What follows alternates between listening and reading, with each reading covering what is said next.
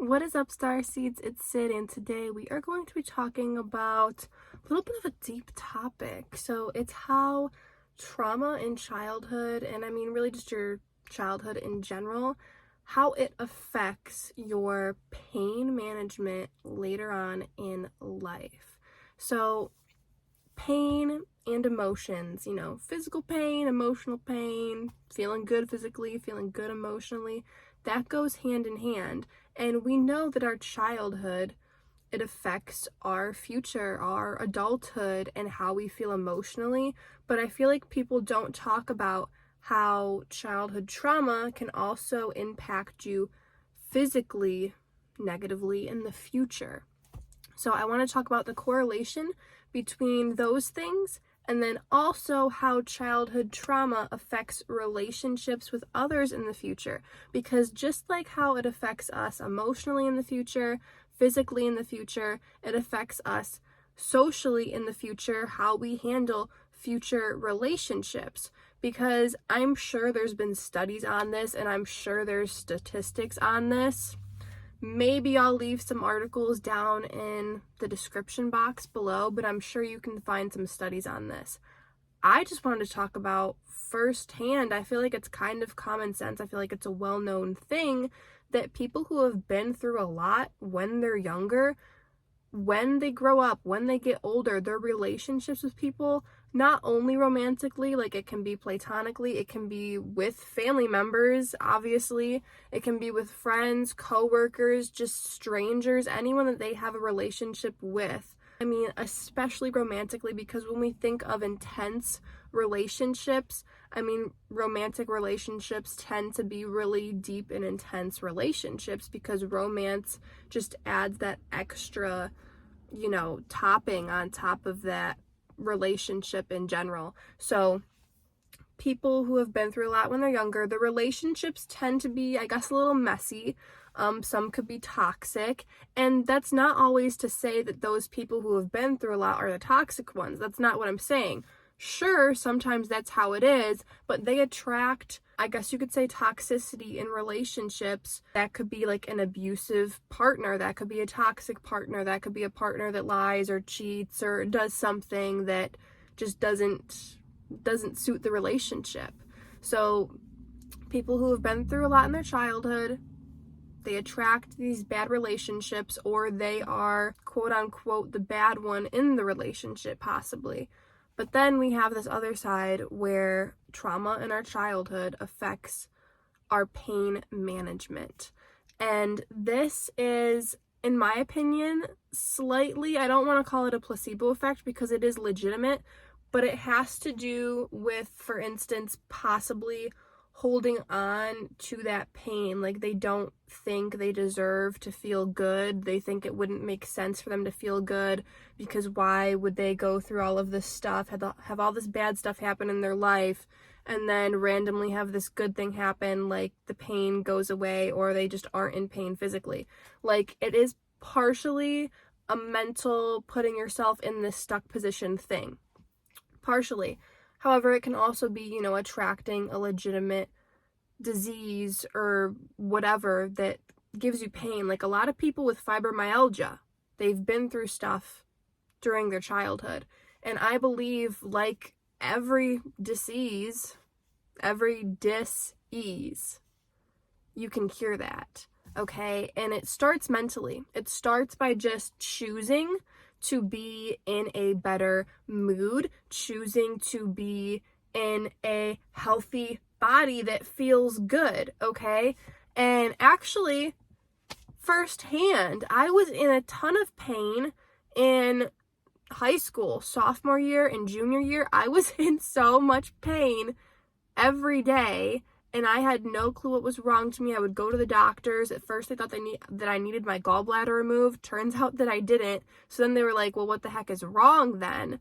And like now looking back, I honestly think it was just my mental state. I was going through like dark night of the soul, going through my spiritual awakenings, my big one.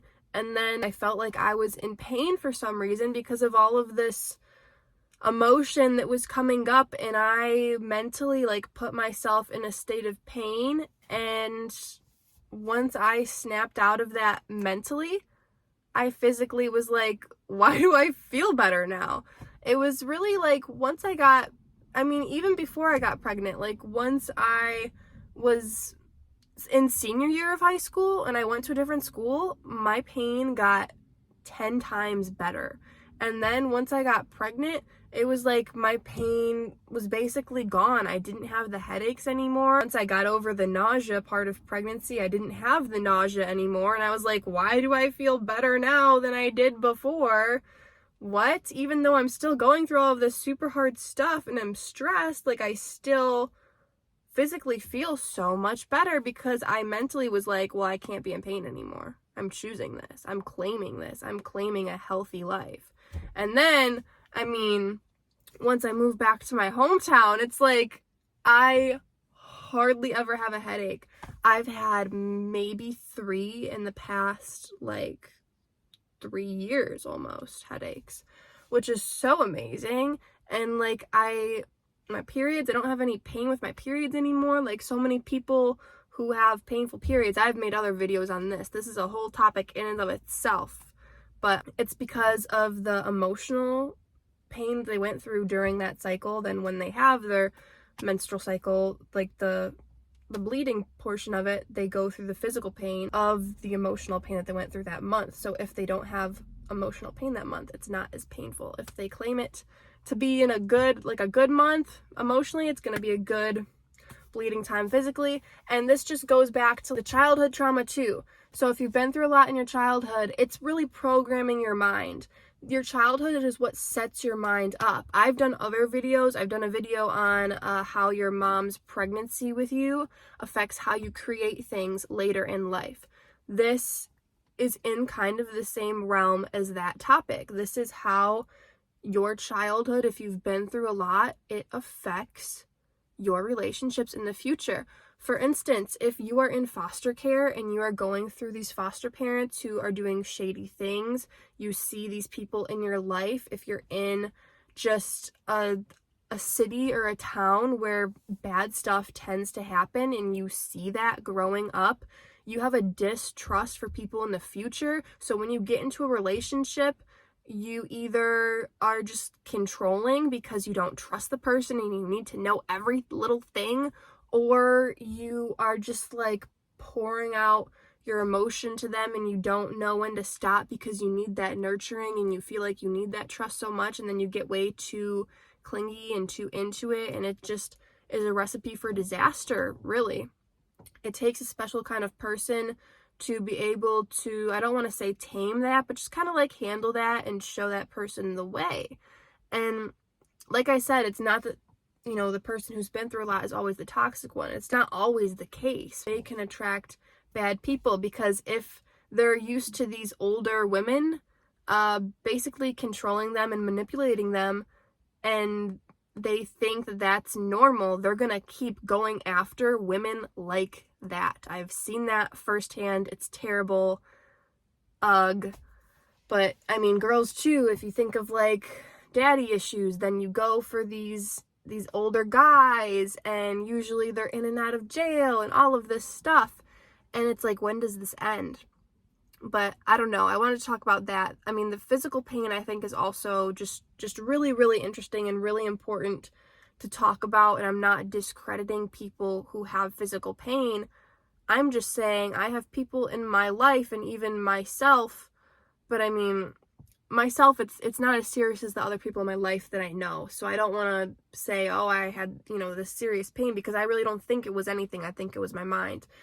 But people in my life who have had tons of neurological surgeries, spinal surgeries, things that are really serious like that, I have seen them not completely overcome the pain, but I mean times 10 improvement, like within just a couple of days and weeks and months, honestly. Like, obviously it's always going to be a gradual process with things like that and spinal injuries and nerve damage, but I have seen it improve drastically by choosing and claiming to just live a happy life. Like, these people can get better. People that I know firsthand in my life that I'm very, very close to.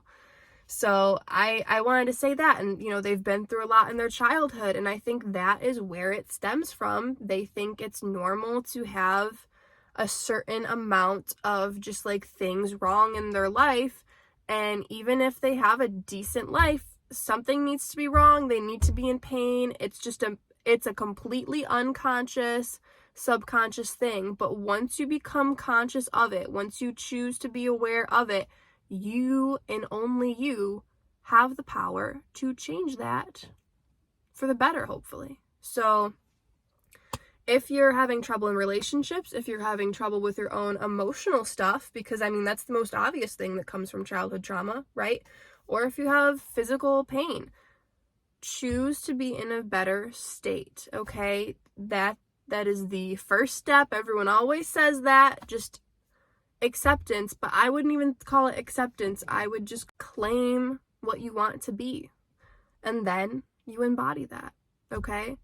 And I've said in the past, it's kind of a fake it till you make it, but it's really not. It's just a make it. It's just do it.